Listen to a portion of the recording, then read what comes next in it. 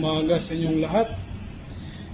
Nandito po ako sa bintahan ng motor sa aming lugar dito sa General Santos City at meron akong nakitang motor na kaakit-akit.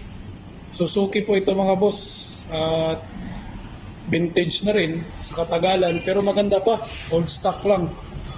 Ayan, ipapakita ko sa inyo mga boss yung kagandahan ng motor na ito kasi sikat to nung una eh.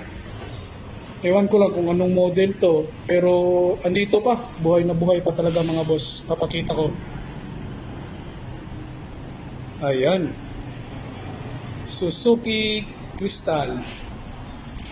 Ang ganda pa mga boss, ayan yung bike. Sariwa pa talaga, ayan. Ayan yung detalye ng motor na to.